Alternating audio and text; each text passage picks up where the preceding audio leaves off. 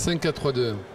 Jean-Louis Andral, en cette année de célébration du 40e anniversaire de la disparition de Pablo Picasso, les expositions dédiées à l'artiste sont nombreuses. Alors qu'est-ce qui va faire l'originalité, pour ne pas dire l'unicité de l'exposition Monaco Fête Picasso au Grimaldi Forum?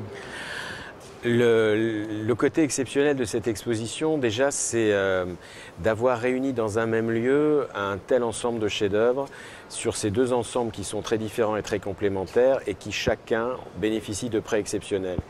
Pour la partie Côte d'Azur, on a des prêts de très très grandes institutions, le MoMA, le Guggenheim à New York, le Stedelijk Museum d'Amsterdam, le Centre Pompidou, beaucoup de prêts de la famille aussi Picasso qui a participé à cette exposition avec beaucoup d'enthousiasme.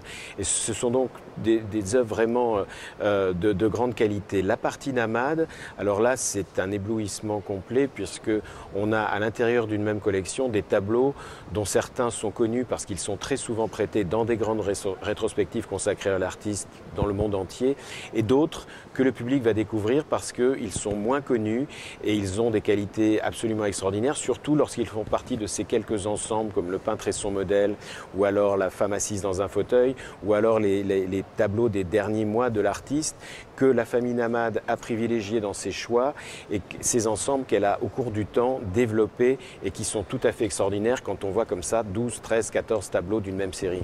Vous avez un peu le sentiment d'avoir réalisé un coup double, dans la mesure où déjà cette thématique Côte d'Azur a été très peu traitée, donc c'est vraiment un angle original. Et puis le coup d'avoir convaincu un collectionneur comme cette famille Namad de prêter la moitié de ces Picasso rarement vus, comme vous l'avez dit.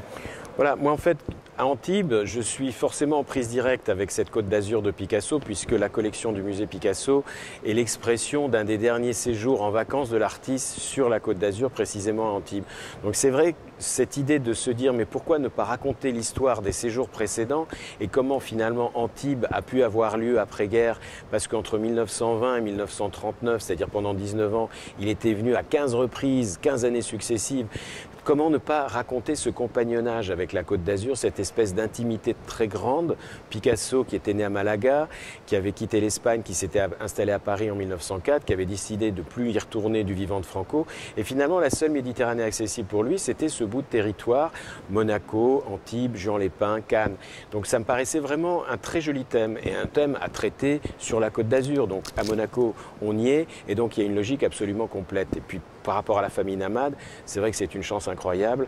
On rentre dans un univers privé au sens propre et dans un univers particulier. Vous savez, on dit ou collection privée ou collection particulière.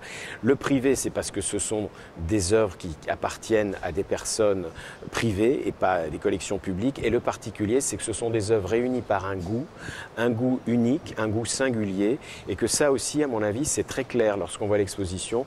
On voit comment cette famille, peu à peu, a enrichi la collection de Picasso, qui compte aujourd'hui plus de 300 numéros, avec des œuvres appartenant à des thèmes ou à des séries très précises et qui sont magnifiées dans cette exposition.